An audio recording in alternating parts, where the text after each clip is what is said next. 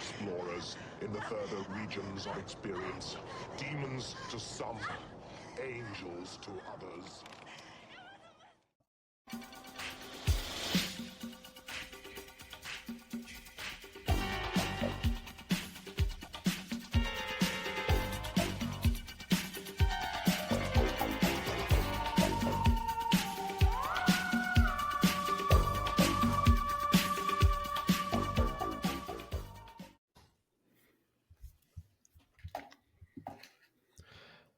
Welcome back to Chopping It Up. We've got another full-length episode coming at you. We have a full crew today. We got Sled, we got Joel, we got Jeannie, and myself. Once again, I'm your host, Jesse Goodman. And this time out, we're going to cover a couple of utterly bizarre movies. I'm going to go ahead and say this was Joel's recommendation. So as strange and funky as it gets, just know that this was all Joel's fault. We are looking at a couple of Clive Barker vehicles from 1987, his directorial debut in Hellraiser, everyone remembers, and the 1990 effort Nightbreed, which was not well received. Let's say that. This time out, I think we're going to try a little bit of a free-form deal for our full-length episode, which is atypical of us. We're going to take the run of the show and crumple it up and throw it over our shoulders, and we're just going to have a shoot-from-the-hip conversation for the duration this time. And I think a lot of that has to do with Barker's propensity to be all over the place himself, both in form and content and style. So let's go ahead and jump right in. Who had seen Hellraiser prior to this? I'd seen them both. All right. So I know you have, Joel. Yeah. Sled, you'd seen it. Jeannie, had you ever seen it? Nope. No, this is your first time. Okay. Right. Well, I hadn't seen it since I was 11 years old, which is way too early to have seen it. Shout out Auntie Linda for taking me to watch this one. What'd you think, Jeannie? Since you're the only one who hasn't seen it yet. I liked it. It was all over the place, but I liked it. There was so much going on. We're talking about Hellraiser first? Yeah, Hellraiser. Yeah. I mean, actually, both of them had a lot going on. But I feel like Hellraiser definitely did. It was like you thought it was going to be one movie, and then it really turns out to be this other movie. And then Brother Frank, I mean, come on. We'll get into Frank. We got plenty of time. Now, Nightbreed, the 1990 follow-up. Barker only did 3. It was only the director of 3 full-length films. 3 right? movies. Yep. Joel, I'm going to forget the third. Lord of Illusions is the other Lord one. of And Illusions. if you think these two are weird, It's fucking like- movie. Well, That's starring so- Scott Bakula. Oh, that's, wow. Well, that's a problem right there. Well, so I Yeah. hadn't seen Nightbreed. Had any? I know you'd seen it, Joel. Jeannie, Sled, had you seen Nightbreed? Yeah, I had seen it. I mean, I saw it back in the day. I mean, I think there's a couple different versions of it, right? So, like, There's Well, at yeah, least 3. Yeah. There's at least 3. I heard the last thing I heard on some podcast I was listening to was 4. What I know is there was the theatrical release there, which is about an hour and a half long. There's a director's cut, and then there's the Cabal version. Cabal being the name that the protagonist Aaron Boone gets deemed when he becomes one of the Nightbreed. I saw. I think that's the name of the book that it's based off It is. of also. Yeah. It's like Right, a which- novella, I think. Joel, you read that? Many years a ago, long correct? time Okay. ago, but yeah. Well, I ended up I looked it up on Plex, and got it for free. So what turned out to be the Cabal version, which is just over 2 hours. So I wow. I watched that. I don't know, 4 or 5 I times. don't know if I've seen that version even.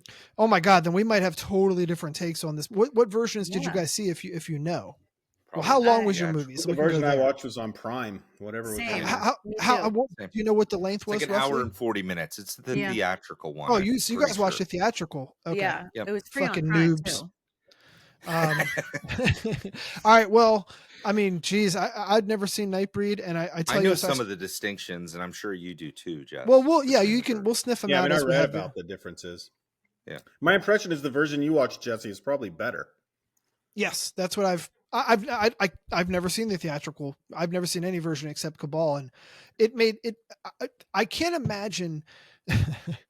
I can't imagine watching this movie. So I'm watching Cabal, and I mean, I feel like I'm tripping balls, right? I feel like I'm on fucking 4-way blotter acid, right? And I'm like, this is the coherent version Like if you guys Yeah. watch a theatrical cut, I don't know how you made heads or tails of anything that happened. So let me start something off with this might explain some of the trippiness. So the person who did the actual Editing. who was the composer for this is, I mean, he Danny became Elfman. famous for this. It's Danny Elfman. Oh wow! But he was what? the lead singer of Oingo Boingo Boingo. Boingo. What? And then and then It's did a dead man's party. Excellent. Yep. Yeah, He's he Nightmare did. on He Christmas. did. I actually saw Nightmare on Christmas at the Hollywood Bowl pretty recently. So which when he you came and hear sang. all this, music, especially like when they're doing flips into the graveyard and all that stuff, and it sounds very circusy. He had just come off doing Pee-wee's Big Adventure with Tim Burton, Oh my god! right? So there's lots of shit like that where you're like, what the actual fuck is happening? It's great. That's why I love it. It's funny because I didn't, so it's silly for me to say, but like I do all this research for stuff and I read stuff and I go online and I listen to other podcasts covering this. And so like every other podcast I listened to were gushing of, this is Danny Elfman. This is Danny Elfman's score. This is Danny Elfman. I'm like, who's fucking Danny Elfman? I'm like, Joel will cover it at some point. Pee-wee's Big Adventure. Are you kidding me? This guy's a star. Yeah. Yeah, Danny No, yeah, I mean, Elfman's a he big really deal. is a cute. I mean, he's like one of the most famous music Oh, guys. yeah. Composers, yeah. Jeannie, bookmark that. This film. is our closing music. It's our stinger. It's definitely got to be Oingo Boingo, Dead Man's Party, I think. Yeah, and well, he started as a musician, like you pointed out, or like we were just saying for Oingo Boingo, but then he cut over and really has blossomed into being like a composer for film. So anyway, sorry. very Oh, highly yeah. regarded. So I don't know how we can, the point of the show, the point of this podcast is to connect the through lines and the similarities and the contrasts Have between fun. movies thematically and otherwise. It's really hard to do this. Joel, you paired them together. I'll just ask you straight up. Why did you pair these together? Well- They both have blood in them. They're both With Clive Barker. Right. Yeah, they're both Clive Barker. And I think they're really interesting takes on Clive Barker's style of horror, right? So really, and Jesse and I talked about this a little, Hellraiser is really a love story, which I know Yeah. sounds insane. Yeah. But No, it really absolutely. is. But it is. It It's a totally very is. twisted love story, but it Yep. is a love story, right? And that is how Clive Barker's writing is. And when he addresses love, right, like it's never straightforward, right? It's some weird shit. And then the Nightbreed is really mostly an analogy about persecuted minorities, right? Like, and again, this is But how also a Clive love Barker story. addresses stuff. What's that? But Yeah. but also a love story. Yep. But also a love story, right? Like, so it is not like I love Clive Barker's work. I love his writing or whatever because he's desperately weird, and I guess so am I. And anyways, that was really why I paired them. It's just because of the director and the writer. Well, He's both. Yeah, both. and I appreciate that, and I guess this is certainly out of my wheelhouse for as far as horror genres go, and I'm not a Barker guy per se, but so I'm reading and listening, and I know a bit about him, just as a horror fan, obviously, and he's an out gay man, Mhm. and at the time, so going back to him, just getting funding and having eyes to see his manuscripts and stuff, getting a foot in the door, so to speak. He was a hustler. He sold himself he was a male prostitute, and raised money that way, to sort of get his foot in the door and to be able to try to maintain this film lifestyle. And I'm listening to one of my favorite podcasts, and I always reference the other podcasts I listen to because, there's so many of us out there with these horror movie podcasts, and everyone tries to differentiate themselves. And there's a podcast called The Horror Queers. Shout out to The Horror Queers, one of the best podcasts that you can listen to for horror movies. And obviously their perspective on this movie, I mean, I listen to them anyway for any horror movie, but this movie, in Hellraiser, I listened to Hellraiser and Nightbreed. These are huge LGBTQ plus movies, Yeah. these are, I mean, they can be looked at as largely both allegories for coming out, for Particularly being Nightbreed, I think. particularly Nightbreed, right? This sect of monsters Others. living, others Yep. with a capital O, living between and among quote unquote normal society, and they have to live underground, and there's many different shapes, sizes, colors, and orientations of monster, of How about Nightbreed. this? Some of them are passing, right? Like for human, right? Mhm. Like for non-other, Like and some Boone, of them are right? not, right? Like some of them are Yeah. not passing, Yeah. right? Which again, that is something people that are other deal with, right? So I think they're, whether or not Nightbreed is successful is like is a debate, but I think it is a very interesting film, and I've always really liked it. I mean, You I think know, it's done in a way enough to where it doesn't have to be LGBTQ+2 either, which is Not like necessarily, it's no, done in yeah. a way No. to where it's broader for like just being Yeah. a different, feeling different and looking in dark places, like to try and find a group Yep. that you identify with, find like, or your that you people feel a of part whatever. Yeah. of, like, rather than just being.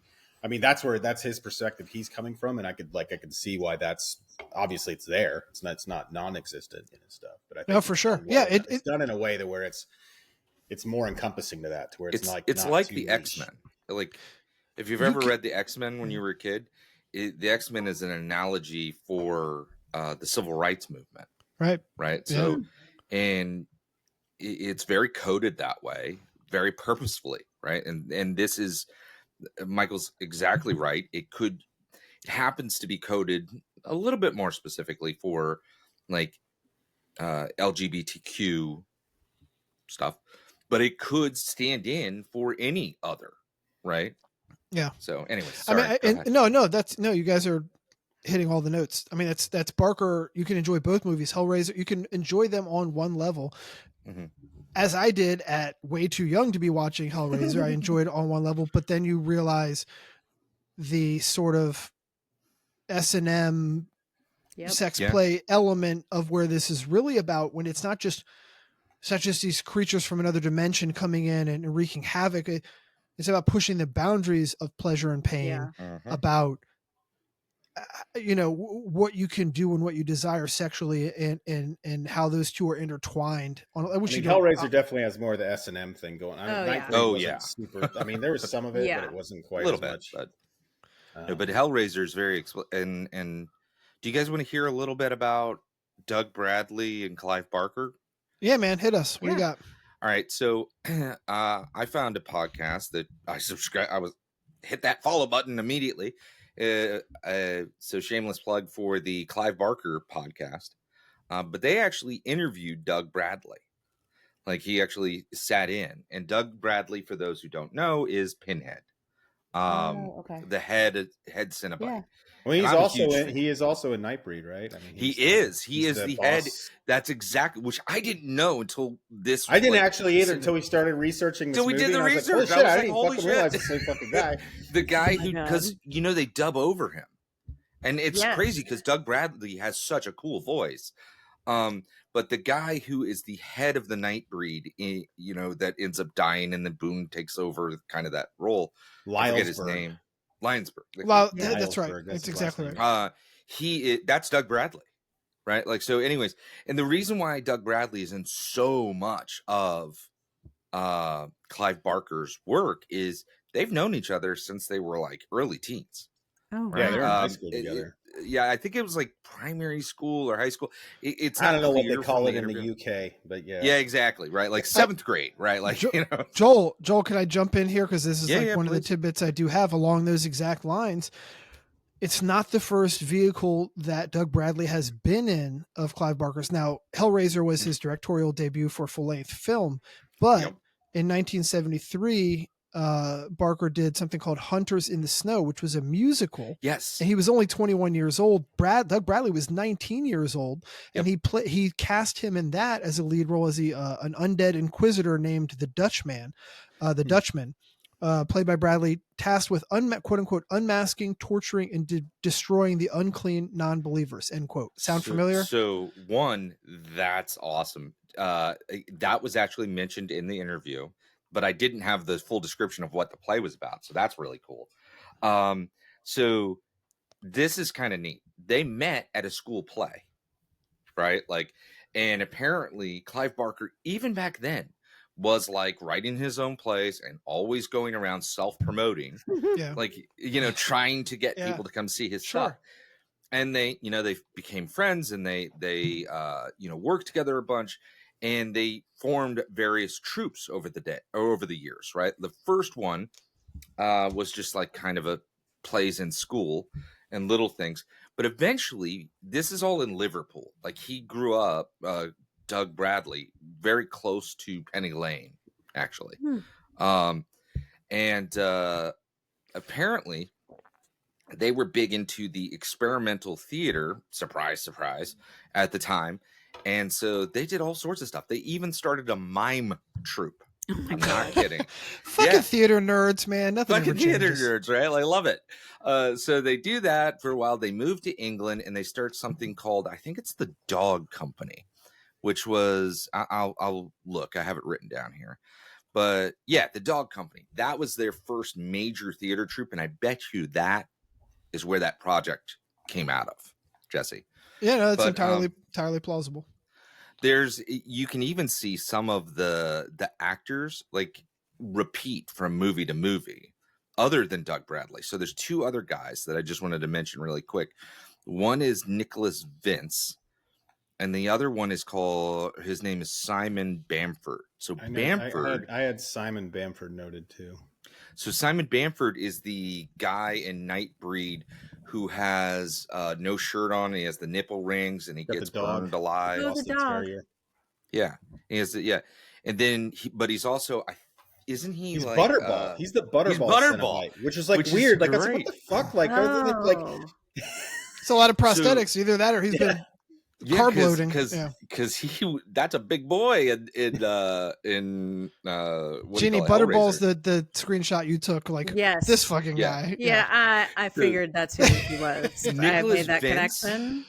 He's Chatterer, like the one with the teeth that's chattering. Who's and Chatterer? He's also Chatterer was like an ex. He was like a friend.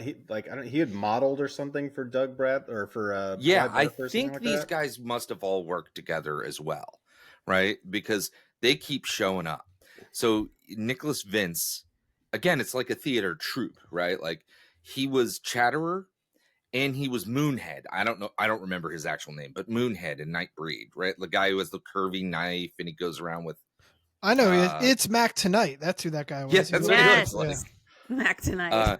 So anyways, I just thought that was interesting. They've known each other forever, right? Like, and they've been doing this stuff forever, right? Like, and it was really weird to me that I guess they took a lot of studio notes in both projects, and like they did things like edit out, like they AVR Doug Bradley, a guy who now gets paid for reading horror stories. Yeah. You want to know something funny about Doug Bradley? So when Barker approached him about Hellraiser, mm-hmm.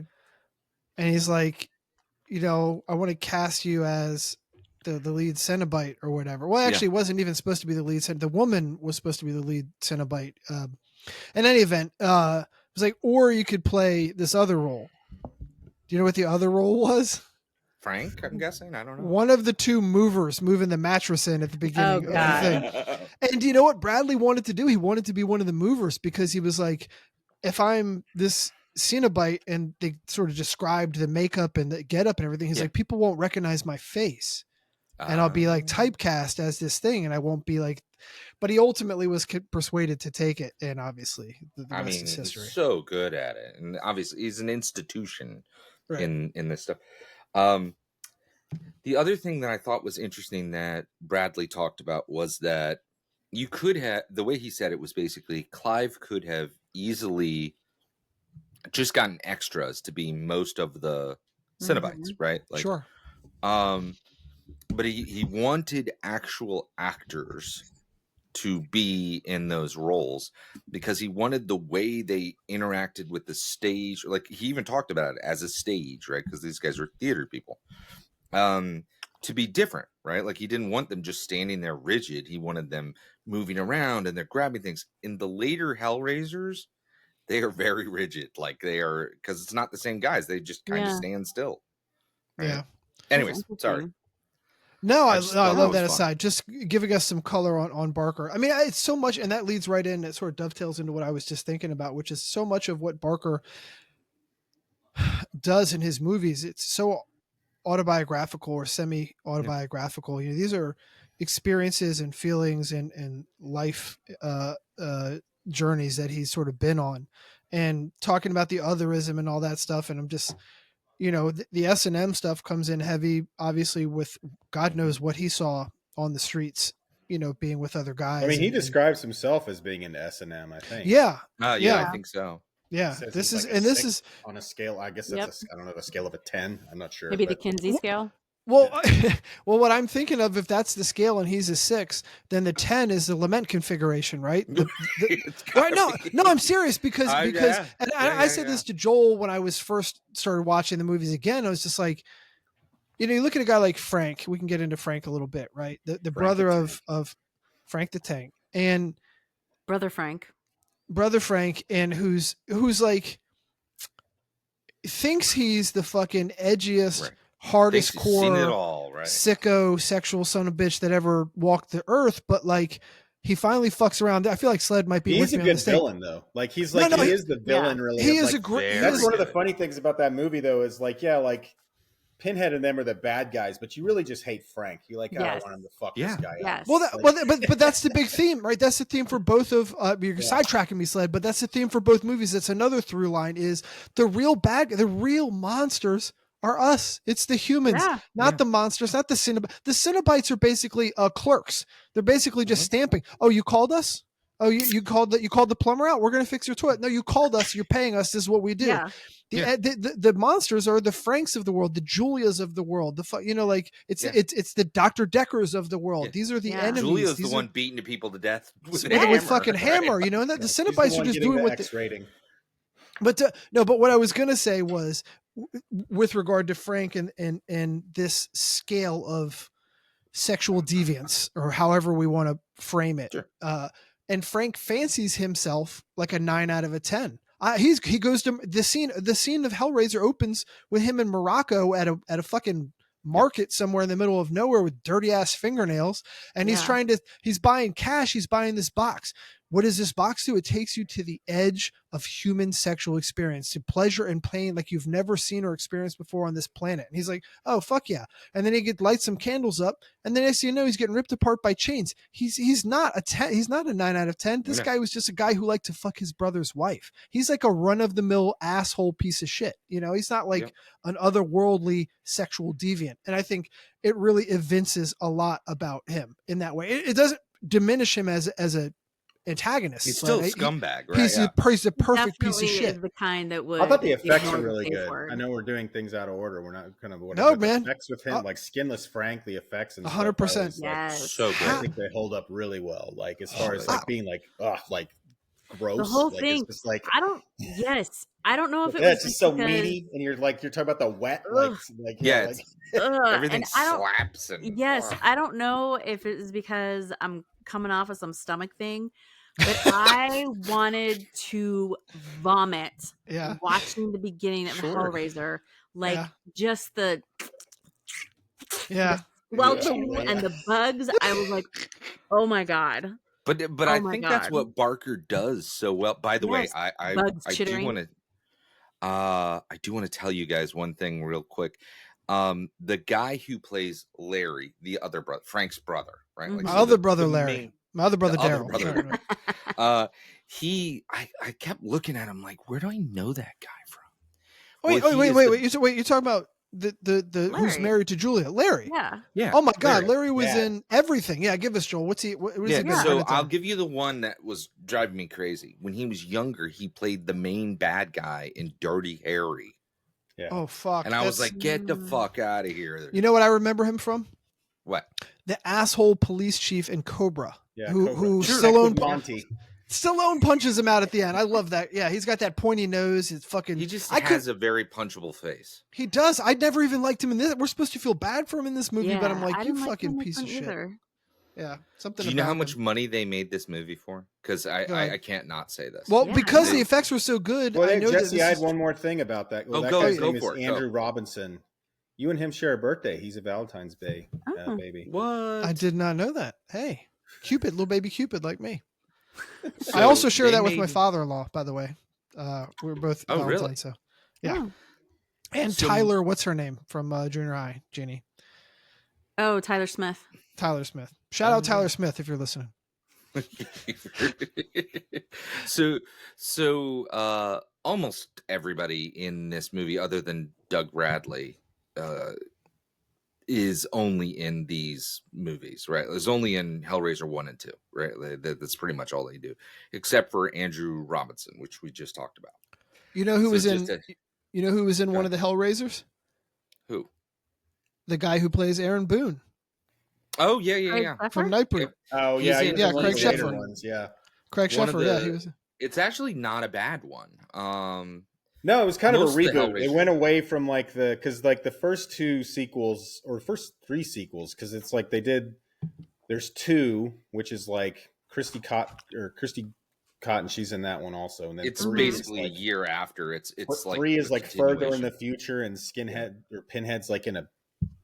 I like 3 just because it's like 3's okay. I mean, it's fun. Like, it's not scary. It's more like an action movie. It's just like we're gonna have Pinhead tearing shit up. It's more like watching what are those movies, Sled, where they Final Destination.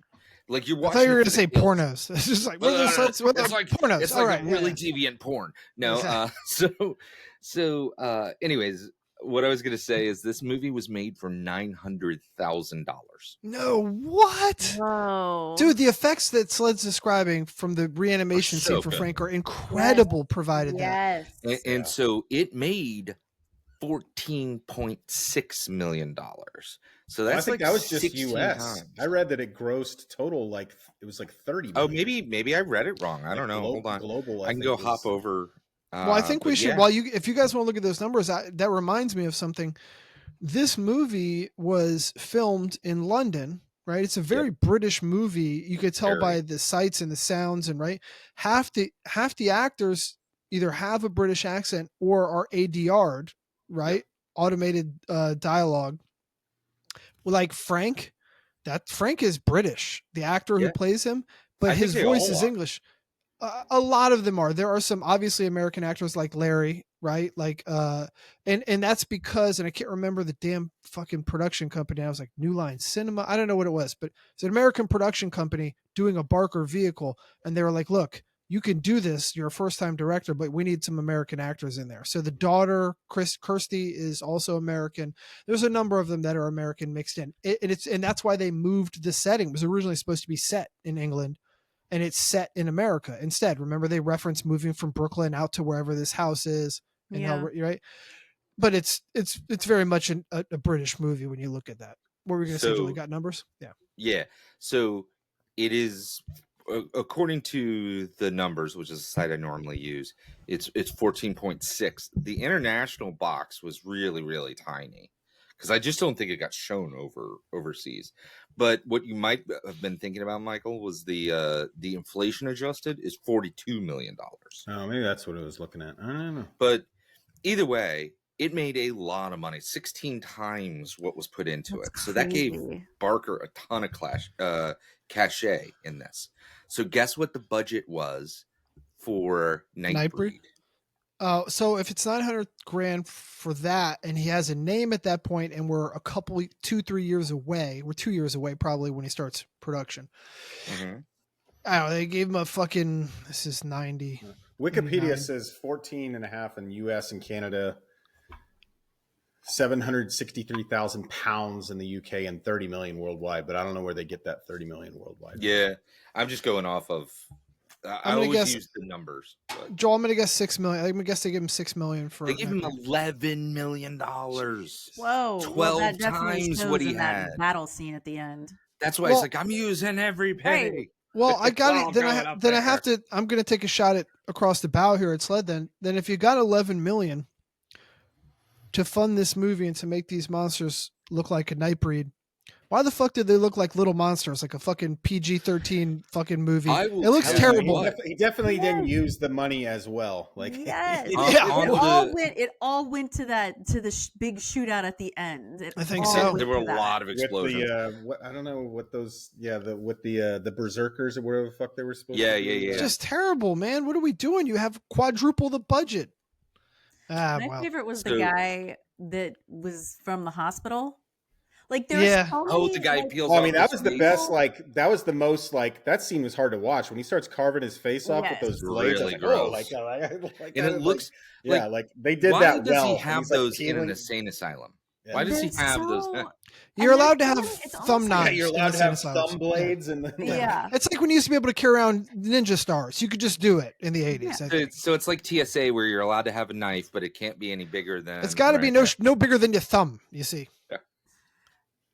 There were so many like almost like I'm sure some of them were intentional funny parts. Like I'm thinking about when they bring Boone down and like make him one of them. Yeah. And the guy with the face, I'm blanking on his name. He goes to light the cigarette.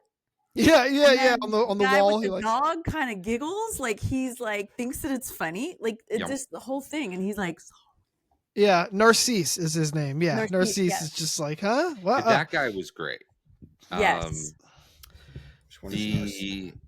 By the one who cuts his face off, Sled. Yeah. Okay. Yeah. I did notice your name. So Michael's changed his name to Peliquin. That's my favorite. My favorite one of the Nightbreed. Great. Like when they introduce him, like he's like they did a good job. Like I don't know what kind of voice effects they have going on him, but it's like. Yeah, he's got the sort of predator braids, the dreads. Okay. The big red guy.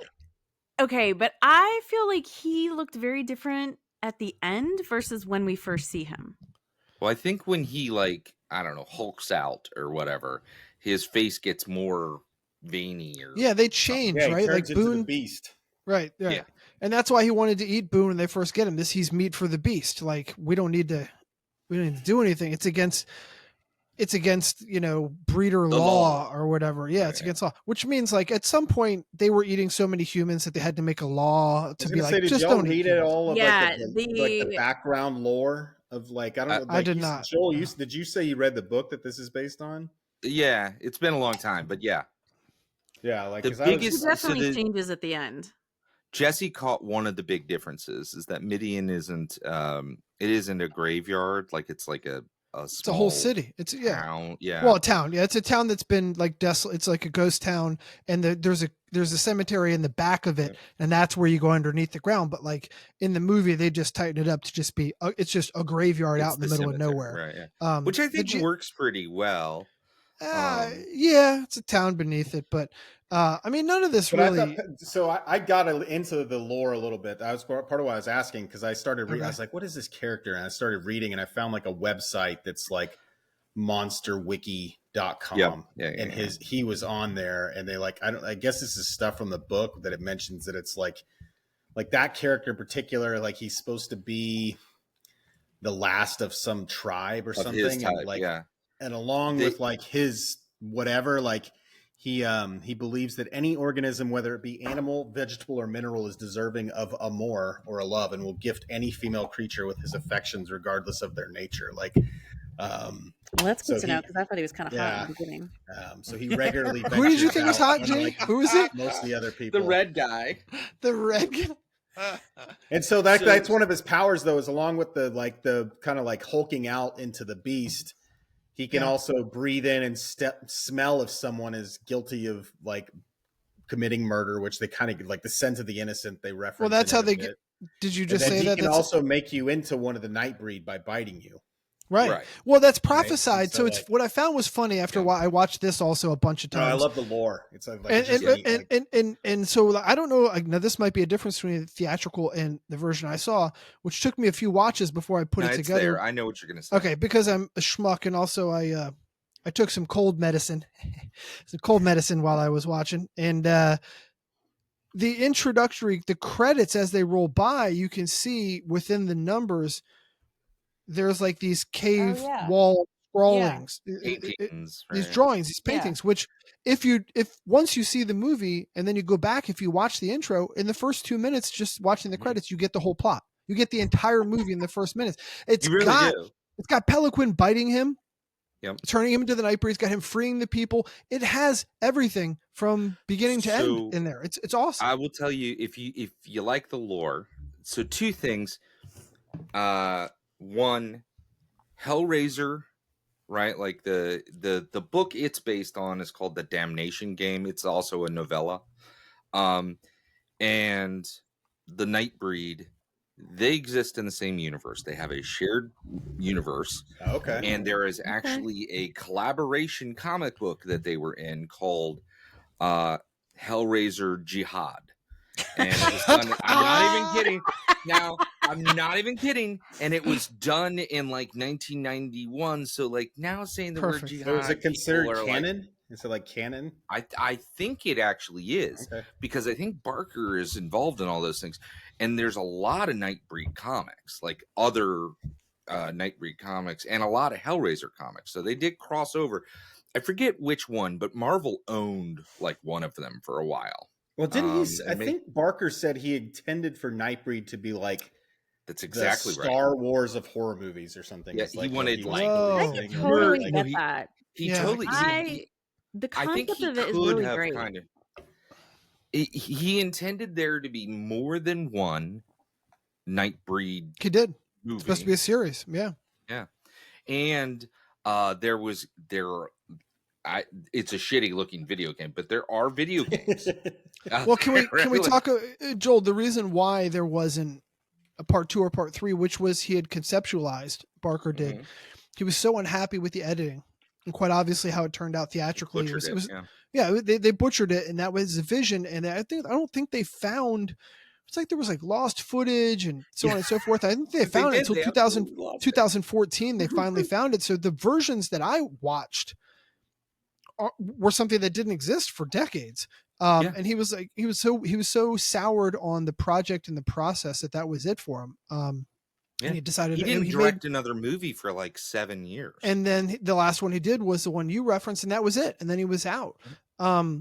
Although he did influence Candyman. Candyman's based on something he did also. Yeah. Well, he wrote so much good stuff.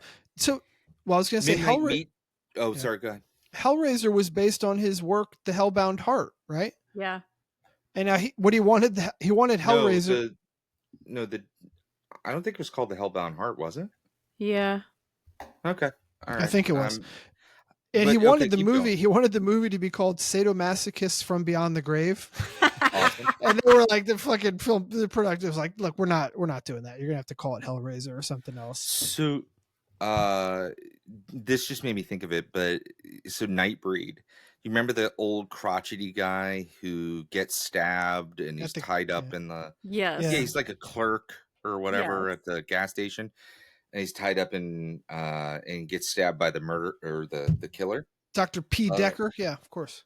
That guy was apparently like a horror icon back in the 50s. He did like, Giant Tarantula and those type movies. So he's just shoved in there because they like him. Right? Like that's really funny. We haven't even talked about David Cronenberg. I know. Well, I wanted to get. The doctor. Well, so so let's get into that. So, what you got with Nightbreed, you've got 3 different parallel lines running through this movie. You have what was essentially a slasher flick with Dr. Decker, with David Cronenberg as a killer, right? Which was in line with what was going on in the 80s. Of course, I think this came out in February 90. So it's really an 80s vehicle, as Sled and I have discussed many times. Then you have the journey of self-discovery, fulfilling the prophecy, whatever, with Boone, right, as another part of this movie. And then you have, of course, the others in the underworld, the Nightbreed, who represent what we've already discussed they represent. You got three parallel things going on, and it ties this movie. We jump around from these three plots and he weaves them together. There's a lot going on, and it actually is a tribute to him that this was even coherent by the end of it. His vision is so large to be truncated down to a minute 40 or an hour and 40 or whatever. And the cops, the priest, the sheriff. The sheriff forgot. All right, sorry. Go. Let's get into Cronenberg. Joel, you want to lead us off on that? I would imagine. Oh, I mean, all I wanted to point out, one, this David Cronenberg. I don't want to speak out of turn, but Michael, you've said a couple of times that like The Fly is one of your favorite movies of all time. So, you know, Cronenberg, obviously director of that. He is body horror royalty. Body horror, baby. So, this is one of his very few, The Fly being another one, very few roles where he's an actual actor. I think he's only acted 3 times or something like that. I forget what the other one was. But, and I think he's great. I think he's very believable as a killer. I think maybe he's actually in real life killed a bunch of people. I mean, I'm not. Are we sure that he knew he was acting? Like, did he think he was? He is terrified, dude. Can we talk about that mask? The mask is fucking awesome, bro. That's better than a Voorhees mask. That's better than Michael Myers. So it's a Pantheon mask, but it's real simple too. Like that's like it's like so a good, simple. like Right. it's like real like. The way he takes it off. The way he takes it off, where he shoves his finger in his mouth, is like the most off-putting, weird way. The thing about that mask is it's burlap sack with these buttons for eyes, and like you said, that mouth is askance, off-center. It's off-center, and it just everything about him is off-center, and we know that, and it's just such a great metaphor, right, for this. And as I understand it, and again, this is I don't have the source material, and Joel has somewhere 30 years ago with malted hops and bong resin in your brain. The mask apparently in the source material speaks to him, or he speaks to the mask. This is a split personality situation going on. When he puts the mask on, he becomes. I just don't think they could have figured out how to do, like, Barker does that a few different times in his books. There's another one called Mr. Begone or something like that, where a book is talking like the whole time. It's insane. So he takes. He personifies like inanimate objects all frequently, right? Yeah. But I don't know how the hell you would do that in a movie, right? Like I just don't know how you could do it practically, right? So I think he just makes him kind of a split personality without having an actual external device. Can we talk a little bit about it? I know we touched on it initially, but I wanted to explore it a little bit. The Hellraiser as a love movie and the love that aspect compared with Nightbreed's as a love story aspect with Boone and his girlfriend Lori. I have a little dirt on that. Oh, what do you got?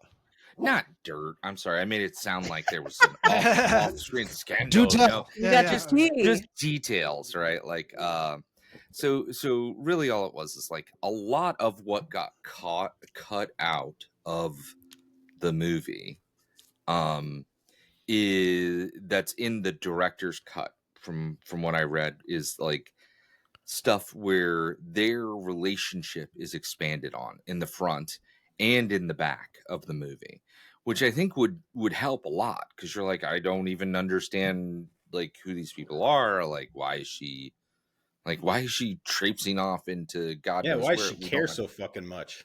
Like, right, we don't know very much, right? Like exactly.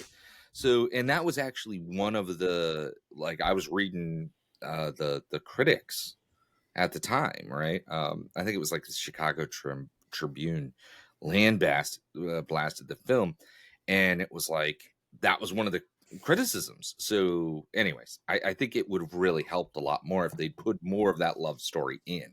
Yeah, so, I agree.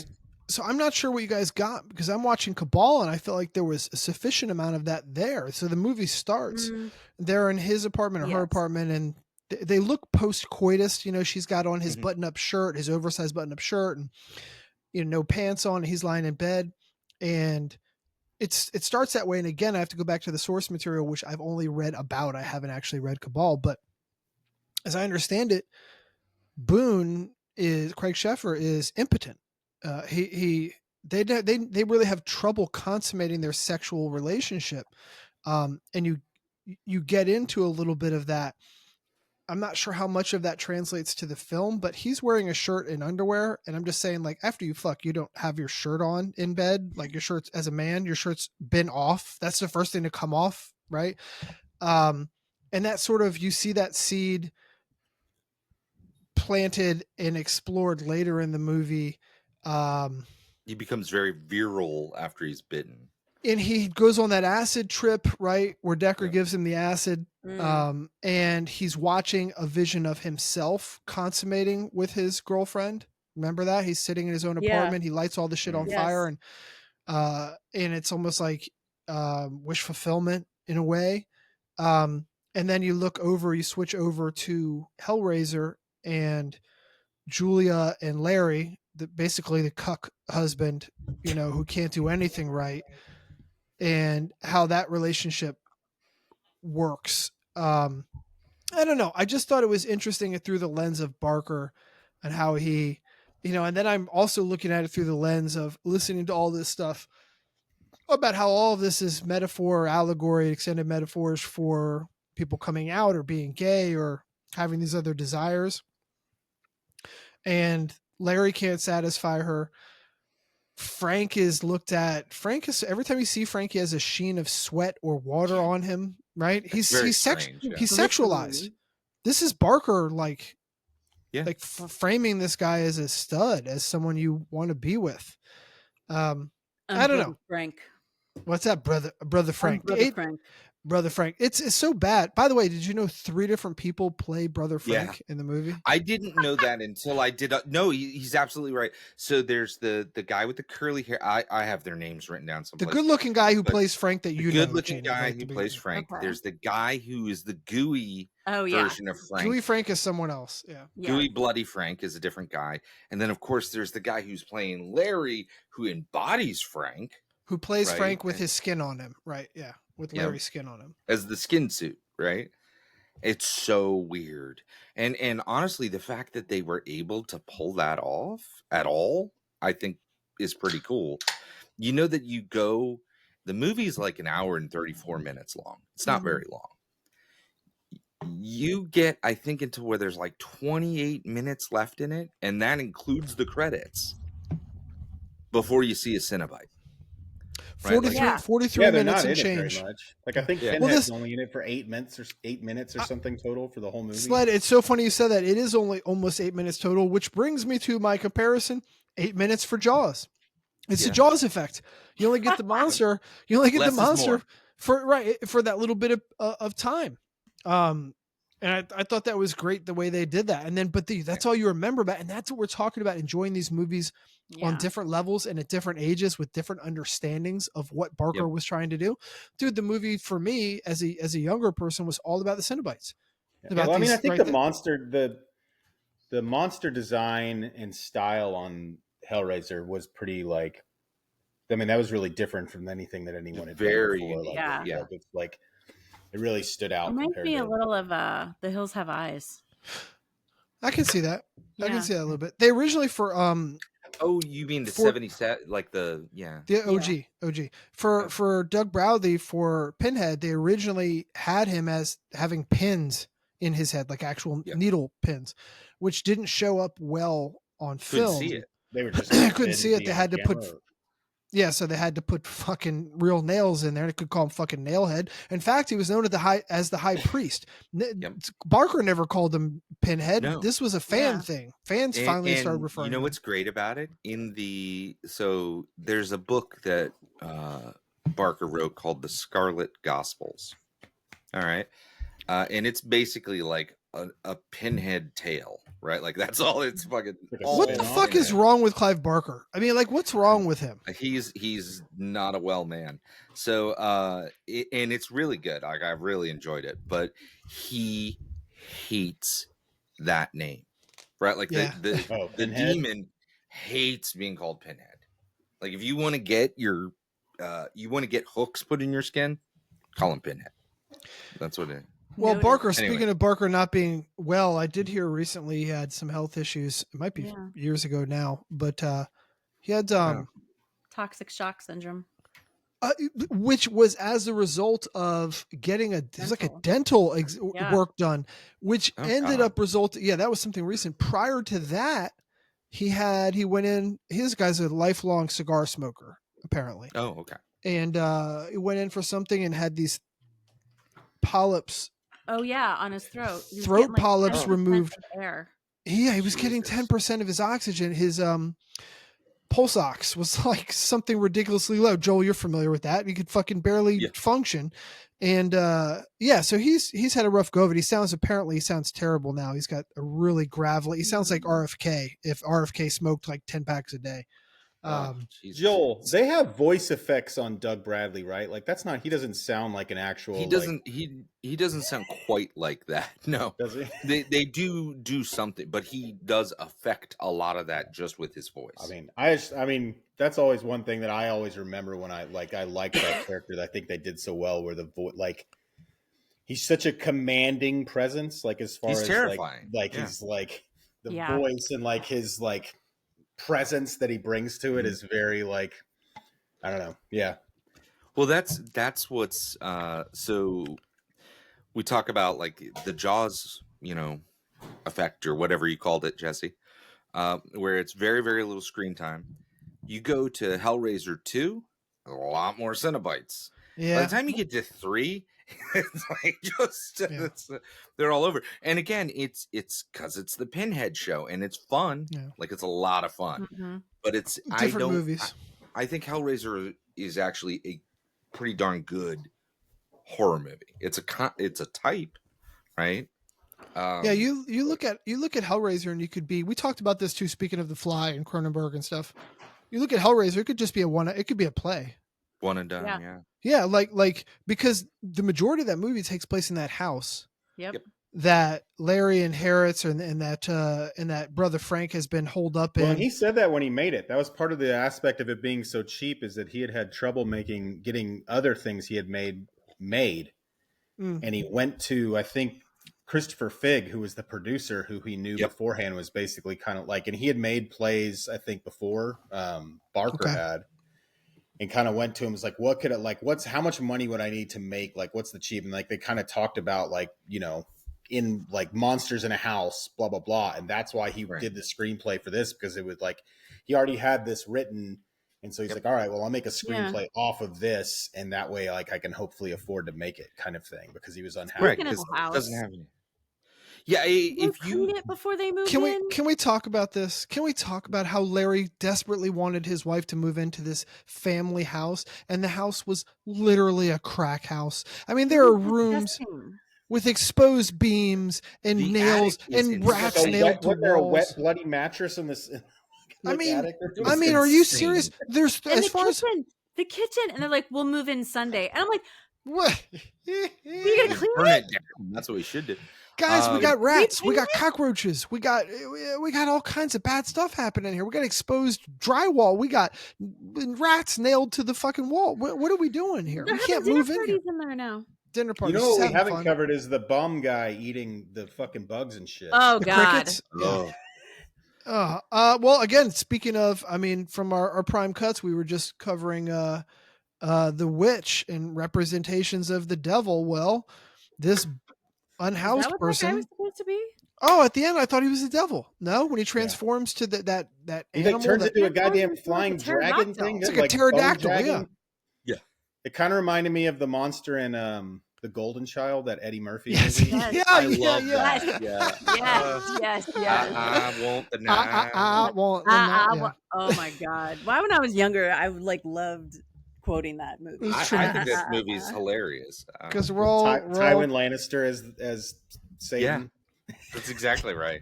I mean, Well- a young. yeah. The Yeah, house he was. he was 50 looking in that, but he was probably like 30 in real life. Or something. I can't Yeah, stop exactly. thinking about that house. And you're right, Jeannie. I mean, this is a couple who's married who moves into this. They come. We don't know where it is. I assume Chicago or suburbs of Chicago for some reason, but like they moved. To be something like They that, moved from yeah. Brooklyn. Well, we that's know part that of the much. thing. Yeah. It's supposed to originally have been set in the UK, right? And then they had to change I said that. it Yeah. and like refilm stuff with like American accents for certain parts.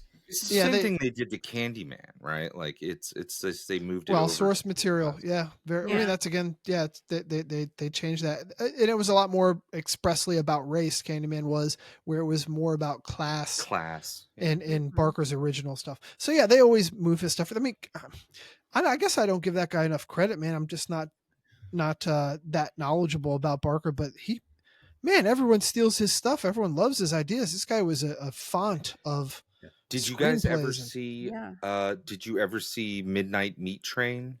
Have you Oh. seen that movie yet? Every No. That's a fun one. That's his as well. Midnight Meat Train. Well, Rawhead Rex was something that he was affiliated with, which I know is. I like, think he relatively wrote it. famous, but I'm I've not never seen it. sure, but I think he wrote it. Yeah. I just want to isolate Jeannie saying Midnight Meat Train again. That was fun. Question Are you mark? sure? Am I going to lose my job over this? That's what I want to know. That's what... Midnight. It's a naughty name. Yes, I agree. But yeah, Jesse, you're talking about like respect towards Barker. Like I watched one of my big takeaways for both movies was like thinking I liked them, but I feel like they could be remade now if you had the right person and with the amount of money to like Yes. really make Yes. them really fucking good. Like Yes. I think you're right. I think he makes great source material. I really do. I think with the exception of Hellraiser, It He didn't. just- Yeah. he's not a great director. He's not. He's an amazing writer. Well, he in my didn't know opinion. what I he love was his doing. stuff. I mean, he also And didn't that- get like free reign. Like I feel like he didn't get like Yeah. No.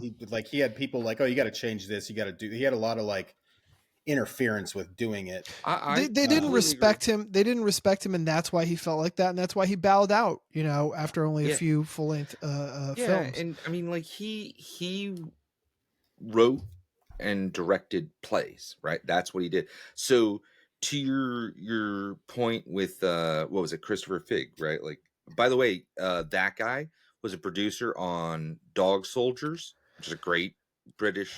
We should do Dog Soldiers. Dog we should do Dog Soldiers. Soldiers. Is loads of fun. Yeah, you if turned ever me watch on to it. that. The I guy haven't who seen did it. the You said- music for Hellraiser actually has done a ton of shit too. He's done a He ton. did is he? I was Sled? like, Godzilla who is- 1985, Nightmare on Elm Street Yeah. 2, Flowers in the Attic. Did Yeah, I'll get Hellraiser his 2, name. Fly 2, Dark Half, Tales from the Hood. Yup. Ooh, Flowers Shit. in the Attic. Yeah, he did a lot of stuff. Like I was surprised how good the composers were on both, right? Like in terms of like their credentials. The guy's Yeah. name's Christopher Young from Yeah. Hellraiser. Mm. But yeah, Michael's right. He did a ton of shit. And like not all of it was horror either, right? Like some of them were just like big movies. Yeah, no, the only I just wrote down notes on the horror ones, but he did like a whole bunch of other things. Yeah. You want to know who Barker almost got as Brother Frank for Hellraiser? Who? You ready for this? Lance Hendrickson.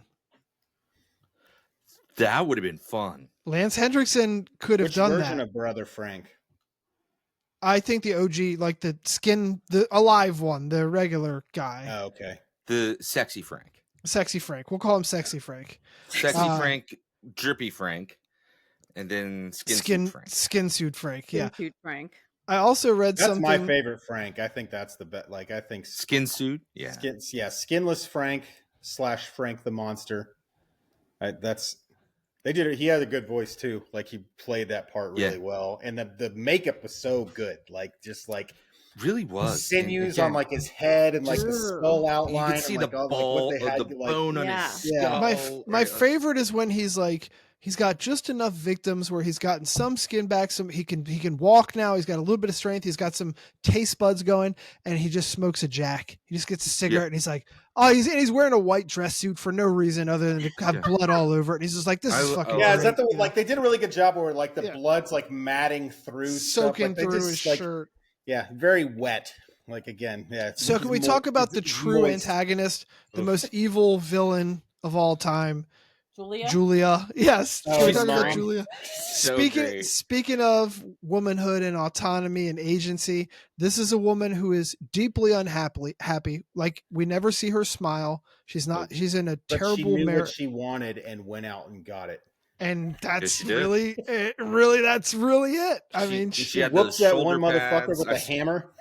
Like, she never felt like Frank made her feel. She'd never been fucked like that before, and that was it. And she was ready to throw her whole life away for that. And she you'll notice that the victims, right, the guys that she catches at the bar, brings him back home to the goddamn flop house for some reason, and right, the first one, you'll notice the juxtaposition here, right? How things start changing is she's doesn't want to do it, but she loves brother Frank, and she's like wants to make him whole again, figuratively and literally.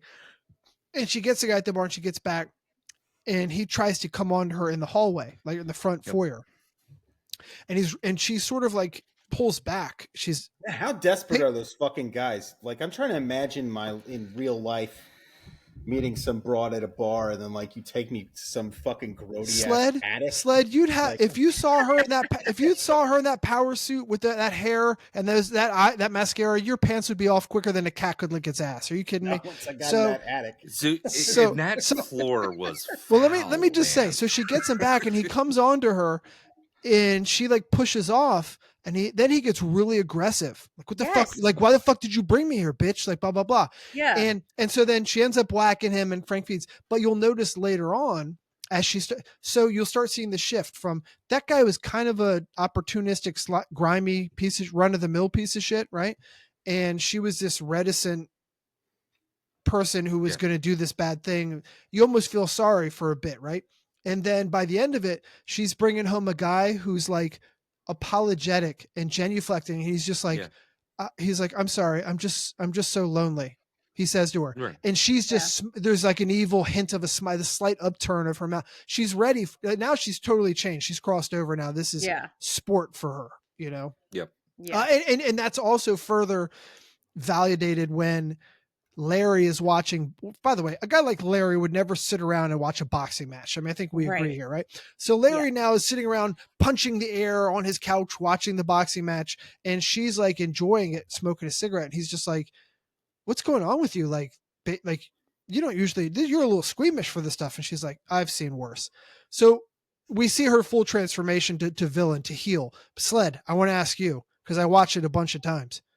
That was a real boxing match they were watching. Do you recall that scene? I don't know. I don't even remember. Fuck, dude. I remember that scene. I couldn't place. Do you know I couldn't the fight? place. No, I couldn't pull it, and I was gonna ask Sled, but I guess that's it. It was a good. Looked like a good scrap, but I couldn't place either guy. Looked like a mid '80s fight somewhere. But let's see. Oh God, are you gonna? There's no way you'll find it, dude. You could probably find it. Yeah. I mean, it wasn't quite as good as Killer Workout with those guys battling it out with those guys are great. Real. I had a couple more things I wanted to say. No, Highlander won with the actual WW, or I guess that'd be NWA. I think it was at the Freebirds. Have you seen Highlander, Jesse? No, I never saw Highlander. The Freebirds, I know the Fabulous Freebirds are in Highlander. I think the Freebirds are actually in it. I think that's you're talking about Michael P.S. Hayes, Terry Bam Bam Gordy, Buddy Jack Roberts. Because the first fight scene in Highlander is a big sword fight, like at a big arena. After they leave a wrestling match. Are you going to make me watch? I guess I got to watch it now. Highlander's great. What's wrong with you? Look, it always makes me cry. What? The Queen, it's got the Queen soundtrack. Said no one ever. When his wife gets old and he's still young and she's dying. Oh, come on, that's sad. All right, singing Joel, for you. Forever. For you, I drew this comparison, and honestly, I do so much research. I don't know if I've just stolen this from someone or I thought of it myself. I haven't had an original thought since 1985, but Event Horizon, just Hellraiser in space. Yeah. No. Well, they made Hellraiser in space. I think the fourth they made one. That was like they actually did. Yes, they did. And it's not. I don't remember which iteration, which number it was, but it was supposed to be in the future. I've only seen Hellraiser the OG. I've not seen any. So other ones. the Lament configuration is the spaceship. It's bonkers, man. Well, let me ask you this. So this is a question I had. Well, first of all, before we get into Craig Sheffer, who is Aaron Boone, a couple things. Aaron Boone, I'm a football guy. I'm a boxing guy. Isn't Aaron Boone? Wasn't he a pro baseball player? Like a big in name real pro life? baseball? I mean, not that Aaron Boone. No, I know. I'm saying the name Aaron Boone, wasn't that also a real baseball Boone player? Yeah, there was is a Brett baseball Boone and player. Aaron Boone. I think they're related. I think one's father son, but they're a baseball player. Okay, so I wasn't going crazy. Do And you want me to two, tell you stuff he's in? who? No, I I want, know but I'm he's gonna. in. I Oh, you know want to finish your from thought? Some Kind of Wonderful. Yep. Oh, That's wow. one of the things. That's one No, of my he is favorite clearly the only thing, and I only refer to him as this. He's Joe Kane from the I was program. gonna say it's the program, right? Like, He's am I Joe fucking- Kane, yeah. baby. Gee, Well, that's there's way too guy. This is every dude at Seneca in our senior year. Is that right? defense. I mean, if you Starting played to- football, it if was you a played college football. in the '90s, you definitely know the. What It was a. called? What was it called? It's called The The Program. Program, and it's a football college football with James movie. Caan. Yeah, and Craig Sheffer is the lead quarterback, who's the troubled bad boy with it. He's doing the same thing. He's wearing the same leather Yeah. jacket. He's wearing He's the same aloof, fucking leather. right? Yeah. He's But also in Fire in the Skies. Fire in the and, Sky. All right, yeah. He's and something else. Let's see. Hold on. River runs through it. I mean, that was River runs through it. That was the one I was going to say. But yeah, so Fire in the Sky is where I remember him from. He's always Joe Kane to me. But I did have a question. So Joe Kane, which I'll refer to him now, was he always a Nightbreed? Was he always a breeder, or was he turned by Peloquin? Because he's having the dreams about Midian, this Yeah. mythical city. I don't understand. I've always thought he was. I think he was just breed. foredestined to become one. I don't know if he was one. Yeah, it's yeah. This was the prophecy. This was the prophecy being played out, Yeah. I guess. Yeah, I always thought of it as like it had not become manifest, right? Like It's not all of them are them. Some of them, a lot of them become them. I mean, think about the guy who blades up his face. He wasn't a Nightbreed, right? He wasn't a Nightbreed until he like. That's Barker's. did it, right? Yeah. That's the exact allegory that Barker has going for coming as this whole thing as a representation of him coming out as a gay man, of being your true self, your two faces you have, right? And he literally takes his face off and he actualizes what he's meant to be, what he really is. And the same thing with Boone. He can't fuck his girlfriend, so maybe he's really part of he's really Nightbreed. And they're at basically, I mean, this was Barker's words, not mine. It's like they're at a club. I mean, it's like a gay club. This is like where they hang out and where they can be their authentic selves. I just love the they're creativity together. of them all. The what? What's that? I just love the creativity of them all. Yeah, they're all Like I really do. Like that world is very interesting and fascinating to me. There's you could 100%. Like, I don't imagine making them a movie, but like if I was a rich guy, like I think you can make an awesome series. Oh like, yeah, just like and just I think it like, would be really good. Really as a get into it. It'd series. be a ton of fun. Like just So like here's explore the another thing mythology, like the lore, all the different things, like characters, and like there were so many characters in that. I think they said it was like 50 or 100. I mean, it's crazy. Where they're extras, but they're done up. And, well, yeah, they just allude to him as he first comes in. It like walks past how many fucking different little like there's things. one, like, oh, what was Michael. that? There's one that is awesome that made the cover of Fangoria that you can barely see in the corner in like one of the scenes. He doesn't have any lines. It's just, but he's got like 6 arms and 2 little arms up here by his neck. I saw that. So I saw weird that. looking. I saw He's that. so weird looking. Can we talk about Porcupine Woman and why you would all fuck her? Or no? I mean, yeah. Do we have to go through why we would all fuck her? Oh man, she's throwing the quills at you. I gotta say, throw some quills at me, baby. What about Smoke Lady? Smoke Lady has the soliloquy, which I've got on video here. I was going to transcribe it, but I'm really super lazy. I mean, I'm more of a Julia Cotton mama from Hellraiser. Yeah, I'm going to steal Frank's broad, but yeah. There's no way. No, I mean, you talk about suspension of disbelief and breaking the fourth wall here. There's no way in hell that she's the seductress, right? Like there's just no way. No. I mean, come on, man. I thought she's kind of hot. I don't know. Sled, we're talking about the fuck. I mean, Frank was so fucking gross. Like, I can't imagine like just this wet. All right, hold on, I've got it. Tell me if you guys can hear this. So this is the smoke show Nightbreed, who's got the daughter who's like a mutant who can't be in the sun. Rachel, I think her name is Rachel. Yeah, and so she's interacting with what's her face, the girlfriend, Joe That's King's like the girlfriend. gypsy lady, or she's the Yeah, one like She's like a gypsy. Yeah. By the way, you can't say that word anymore.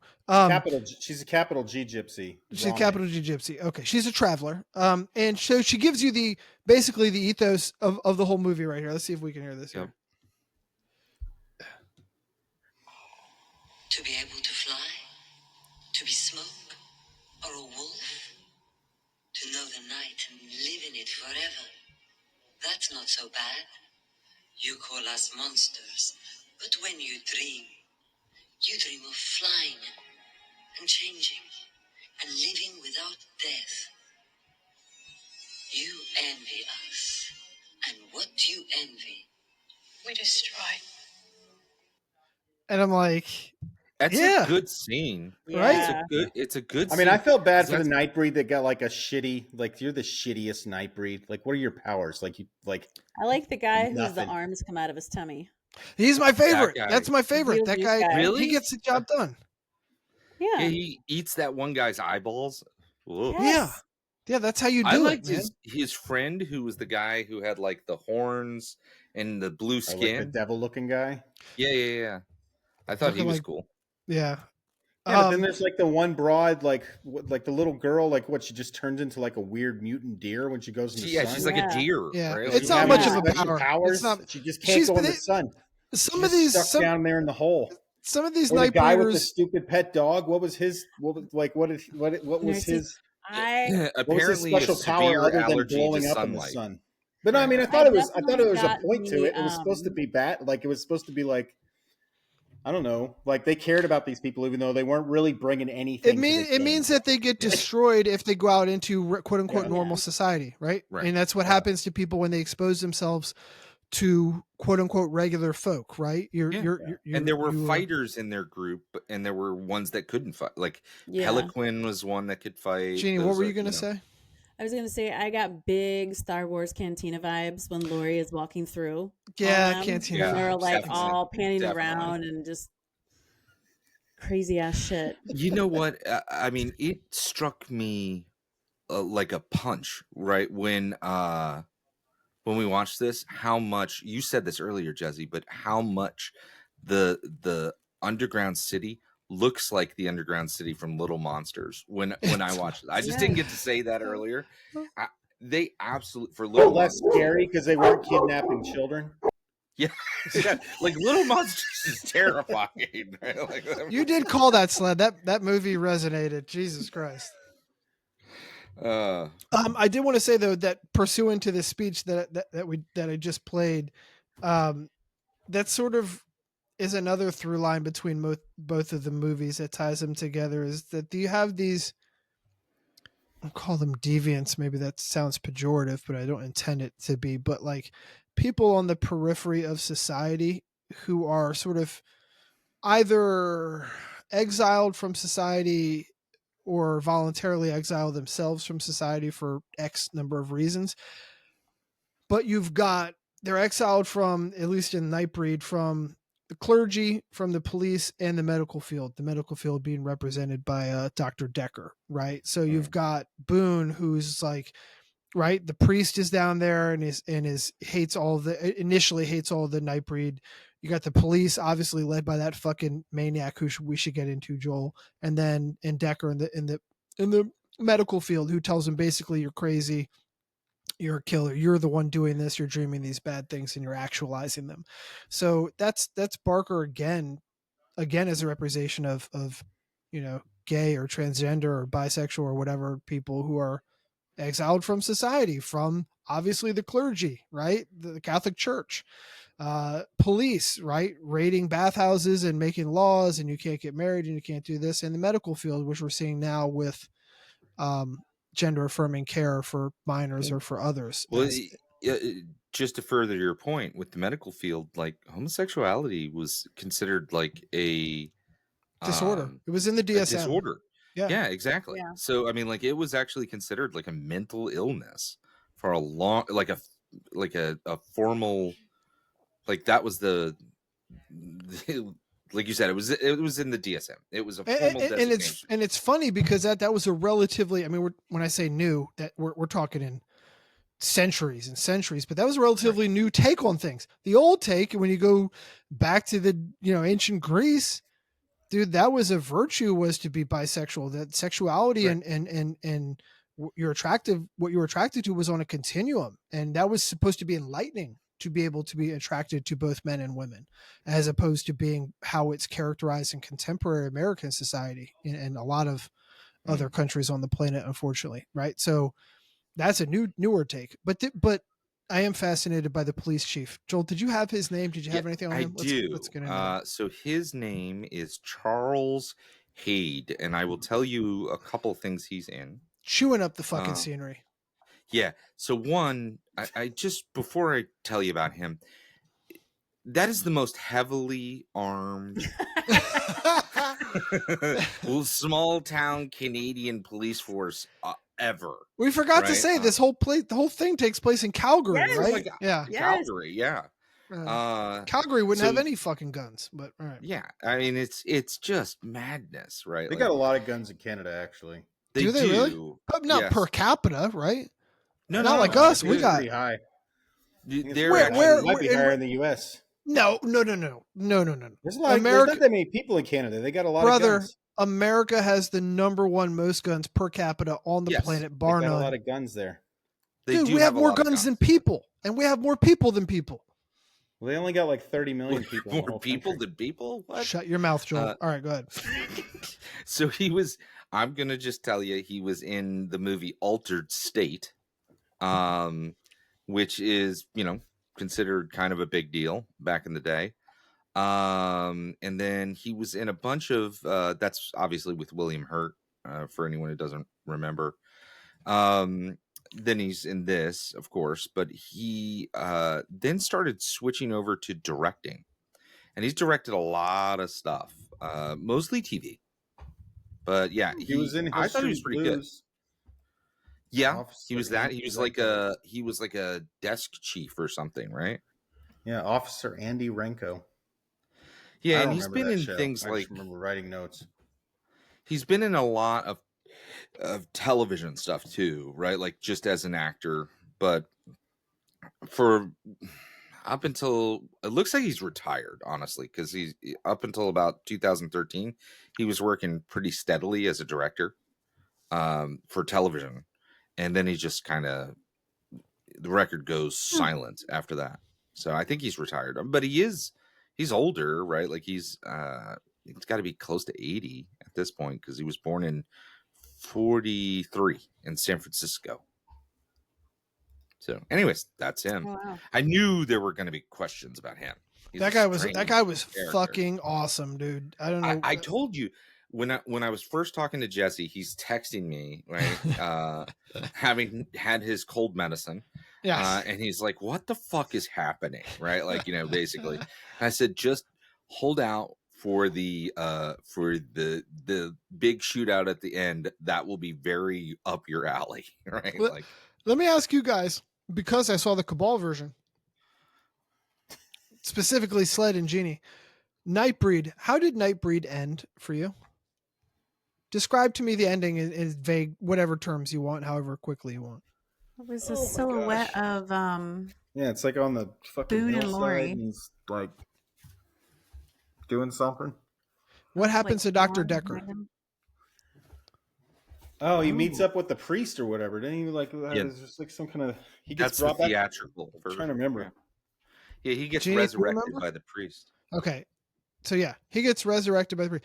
In my version, he gets killed and he's dead, and that's the end of it. He's not resurrected. Boone throws him off the fucking thing in Midian down in the underworld, and he, stabs him on a rock or whatever on his way down, and that's it. And he's cooked.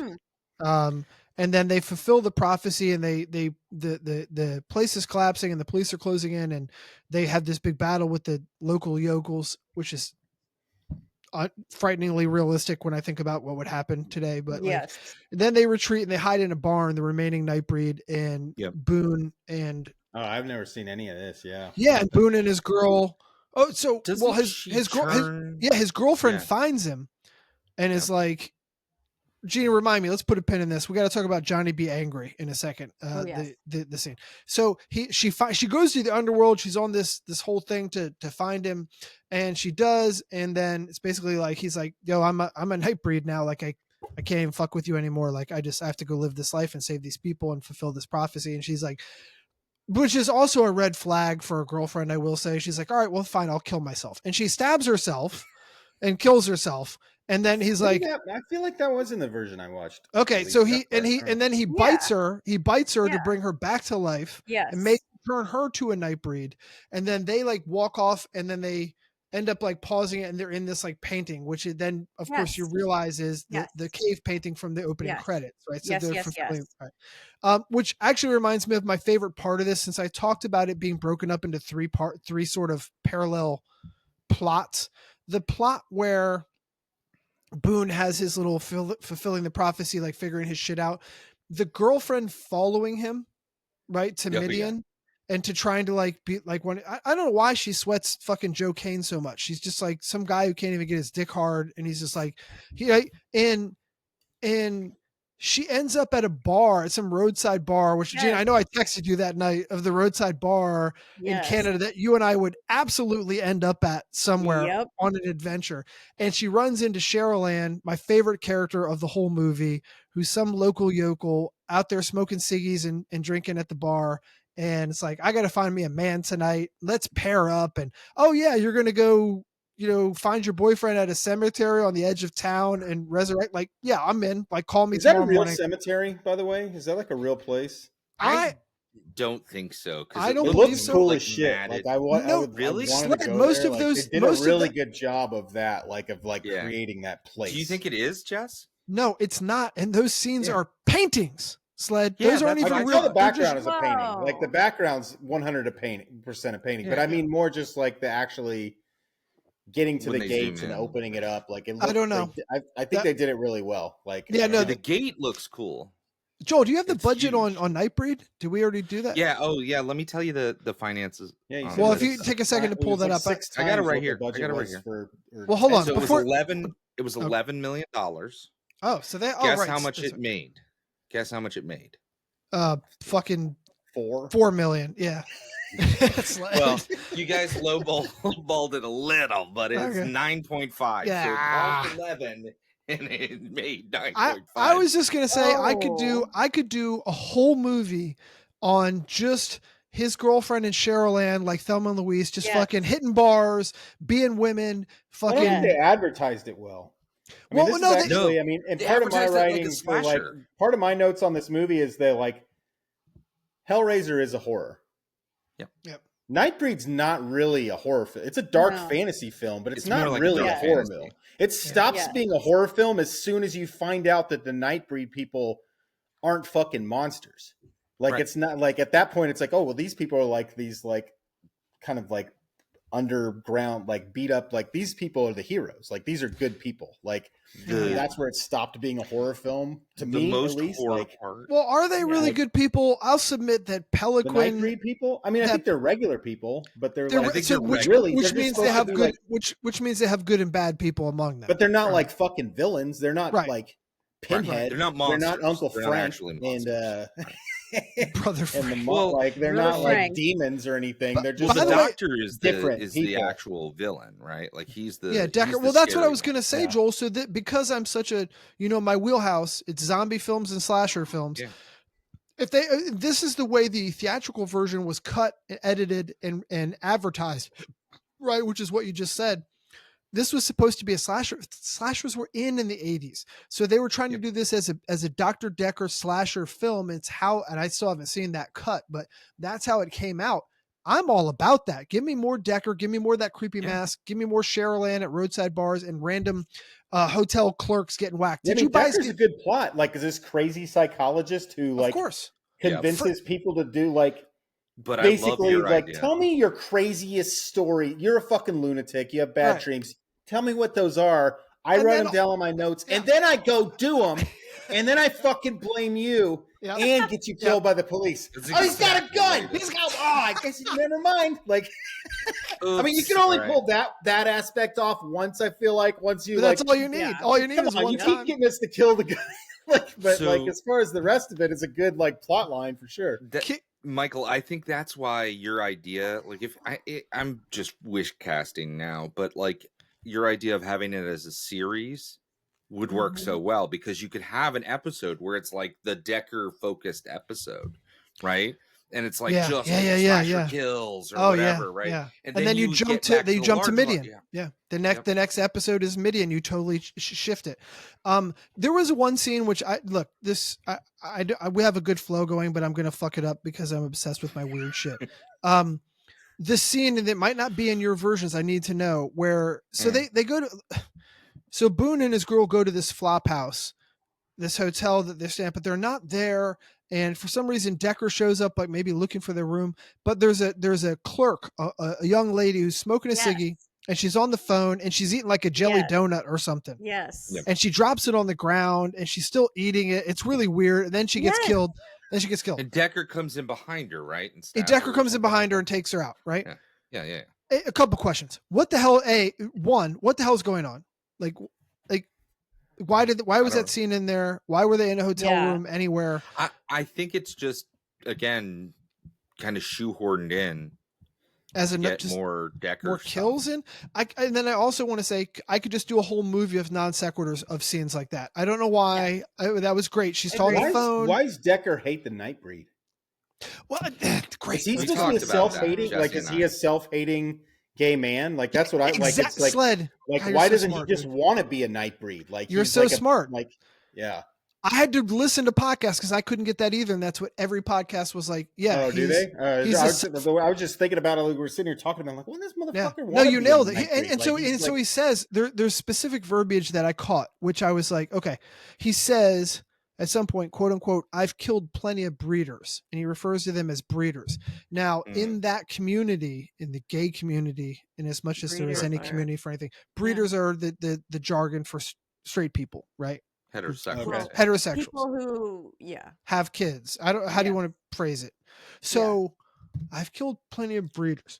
What is it? But that runs contra to what he's talking about, because he's talking about LGBTQ plus. He's not talking about straight people making he kills families, right? He kills that very generic husband, wife, and small kid family on the outset who are hilarious. They're like, "I love you, fatty." They're like, "No, you're fat. I love you, fat too. I'm fat." I don't know. Anyways, you're gonna wake the kids. Oh, sweetie, go to bed. I could do a whole movie of scenes like that. I mean, it's. Who else does he kill? Well, he kills the clerk, right? The hotel clerk. He kills that whole family. He alludes to killing all of the people that Boone has dreams about killing. Are there any other Decker kills on screen? I think that's it. I mean, that's like 5. Oh no, he kills Cheryl Ann, which is off screen, but we know he kills her. He does, right? He pulls up at there when she decides not to. He kills the gas station attendant. The gas station. Oh, of course. Yeah, he tortures him and then stabs him in the stomach. Talked about that. Right. Yeah. So I mean, this is when he again. Stabs him in the knee. When he stabs him in the knee, it's kind of a pussy move. He stabs him in the. No, man, dude, my knee. No, they cut my femur off. Fuck it, man. You stab me in the knee. Go ahead, you pussy. What else? What else you got? What else you gonna stab me in the knee? That's what I do on Wednesdays. That's what I. So no, I mean, again, it's the same. Again, thematically, that he hits home with both of the movies. These are the real evil, the true evil. These are people. These are humans that are the true evil, not the monsters, not the others, not the people on the periphery of society trying to make it through. Man, good flicks though, Joel. Good pairing. Good flicks. Yeah. Barker, I have a lot more. I've always liked them. Yeah, not that I had any ill will or thought poorly of him prior to this, but it's like really elevated my opinion of what he puts out there. But he's a fucked up dude. So do we want to do scores? Oh God, let's get into it. All right, meat cleavers on a scale of 1 to 5. 5, of course, being the best. 1 being Joel. What's the fucking movie? 1's the lowest. No, I know. What's what I wanted to say? 0 is the lowest. 0 is the lowest. Yeah. Well, 1 would be fuck. What's the one that Sled pair it up with that awful movie I hadn't even seen. Daniel isn't real. Daniel isn't real. Slet 1 being Daniel isn't real, 5 being Exorcist. Is that my lowest rating? I've given some pretty low ratings. No, I'm rating Daniel Isn't Real the lowest ever, you son of a bitch, for making me watch that movie. All right. Who wants to go first? I think I went first last time. All right, fuck it. I'll go. I'll give Hellraiser, which was, there's not a lot of wasted motion with that. He did so much with so little. The effects were awesome. That's it. I mean, like, I think we didn't give it enough time. We can still do that, but like the hooks into the flesh, fuck, man, that still got me. I'm still, talk about making there's I'll let you finish because I was kind of, but go ahead. Yeah. That still gives me the willies. I still can't do it. It's a scary movie, man. It's a scary movie. It's discomforting. I'm going to give it a 4.000000. Joel, you marking this 0009 meat cleavers. And I'm going to give Nightbreed, which I started out. I remember texting Joel my first viewing, and I watched it way too many times to be normal. I was like, I think I hate this movie. I think this sucks, and I don't know why you did this to me. And then like in the middle, I was like, you know what? I think there's something there. I'm going to keep watching this. And by the end, I was like, this is a whole world, and I'm going to explore. I want to watch this. So I give it a 3.999998 meat cleavers for me. It grew on me, and I think there's just there's probably so much stuff out there film wise that got cut or got omitted for brevity that, it didn't do it justice, but his vision was real. Jeannie, what do you got? Yeah. As I'm thinking, I'm going back and forth because I really like the creativity of Nightbreed and like the whole story and world building. Like there's so much depth there that I wish I would watch way more of that. But I also really liked Hellraiser and just the effects. I mean, if it's making me want to throw up, it's probably doing its job. It's doing its job. So I don't know if I can rate one higher than the other, but I'm going to go 4.79 for both of them. Wow. Yeah. Okay. Very nice. Yeah. Joel, and then I want Sled last. Okay. So I've liked these movies for a long time, so I'm going to go... I'm going to say 4.5 for Hellraiser and like a 4.2 for Nightbreed. I mean, I like them both. I think they have flaws, but I think they're both a lot of fun, and I'm glad that Barker was able to get them done because they're enjoyable movies. Slide, what do you got? So I got Hellraiser. I settled on 4 cleavers. I really love the movie. I think there's some stuff like that they could have done better. It's more like what they had to work with is what I'm criticizing more than like what but like I thought they were super creative. It's really different from anything that had been done up to then, and some of the scenes and the way that they brought it out were just like fucking like Pinhead is done so well, and like and just cool. Like even once they finally build up to it in the Cenobite, like with the lights, like the glow that they go, like the way they do it is so fucking badass. I love when they do the bricks that glow and shit. And it's just like and then like it all that. So I mean, there were certain parts that were problems. There was like some things that I feel like got left out, like ideas that were like, it was like the homeless guy, like that guy was fucking really fucking creepy, and like it was just, but kind of like it's like just like there's things that didn't make it quite get to what it is like, but it's still a great movie. I thought the end was a little soft. It felt like they were trying to wrap it up a little bit, like they were trying to like all right, we gotta tie this together, like finish this movie. But yeah, still 4. The end for Hellraiser was like they went to dump the lament configuration into like a fucking fire in like an empty lot somewhere. Yeah, just the whole showdown with like the Cenobites and stuff. It felt like maybe they weren't really sure on exactly what they wanted to do, and then her idiot boyfriend shows up who hasn't been in the whole movie. He's just like, hey. There's flaws, but I still love the movie. Again, like Nightbreed, and Nightbreed's a movie that I'm gonna give it a rating of 3 cleavers as a horror movie, but I rate it higher as an actual movie because again, I don't think it's really like it's a dark fantasy movie. Like it is, it has horror aspects, but it really becomes a dark fantasy movie, more like a pure dark fantasy movie, more than like what I would call a horror movie. So, Sled, had you seen that prior to this, or no? You watched it for this? Nightbreed. I still haven't seen whatever version you watched, but I've seen I've seen the movie a lot. Like I watched this movie back in the 90s. I always liked it. And a lot of the same feelings about Hellraisers. I thought it was really unique. It was a really unique idea. The way they did it was like, it's really cool. But yeah, it's just like, I don't like similar feelings about Hellraiser. I thought the final battle scene was like, again, rushed. It was like, what the fuck? And then you had like the big monster beetle things like break out, and like they were like, yeah, it was kind of like they reminded me of you ever played D&D, Joel? I mean, not really. But I know like an Umber Hulk. It's like a kind of big a big ugly boring monster, beetle monster thing underground. Like but like, but I liked it. I mean, again, I think it would make an incredible series. Like if someone was going to try and make like a series out of that, I think it would be a ton of fun. Yeah, I know. So three cleavers for that, 4 cleavers for Hellraiser. Great movies. I've watched both of these movies over and over again. Yeah. No, really good pairing, Joel. I realized that we left some on the table here. Jeannie, we didn't talk about Johnny Be Angry. Oh, yeah. Who's Johnny Be Angry? Okay, so there was a scene. It's the song. It's the girlfriend when she's at the club and she's singing Johnny Be Angry.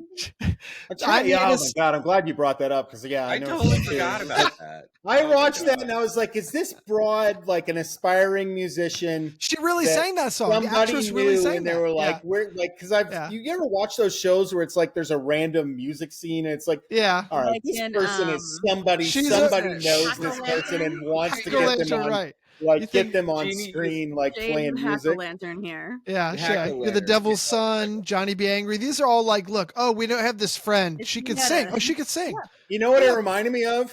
Roadhouse, the original Roadhouse, when the short-haired bartender chick is singing along with the band or whatever. I didn't know she could sing. Me either. Like, and it's like. That scene went on for like 8 minutes. And again, because I took my cold medicine for the cold I had, I was like, what's happening? This has been an hour of this scene. And I was so into it. And then Boone stumbles in there high on acid and he's just like, what? And then he leaves and goes to try to get hit by a truck. All this shit none of the movie didn't make any goddamn sense. It's a really strange song too. It's like kind of avant-garde, like not quite in like any particular genre. Like, yeah. Yeah, I dug the song though. I thought it was good. It was just like very like. I mean, I wouldn't listen to it like driving around and rocking out, but I liked it. I tell you, when you're going to be listening to it when it's on the end of the show is the stinger when Jeannie fucking puts that in post production. What else would there be? Of course. I guess we're going to get out of here. We got anything else you guys want to talk about, or I'll bring us home. Yeah, bring us on home. You're going to talk about the chop. What are we doing? Choppies. Well, yeah, of course, man. Thanks once again for joining us for chopping it up. We hope you enjoyed the episode. Make sure you write or hit us up on Instagram or Blue Sky. We're up on all major streaming services, as it were. We do have a couple of things cooking up that we've been in the boardroom working on. Our next episode, as the holidays approach here, we're in the home stretch. We got, Halloween, Thanksgiving, Christmas, Hanukkah, all the good stuff, New Year's, everything coming up, a lot to celebrate. We're looking at a special Prime Cuts episode as Christmas approaches called Blood Beat, which is a 1983 supernatural slasher film written and directed by Fabrice Ange Zafaratos. Oh boy. Boy, I don't know that I can really describe the plot for us. Let's just say there's a family getting together for the holidays out on a farm in Wisconsin.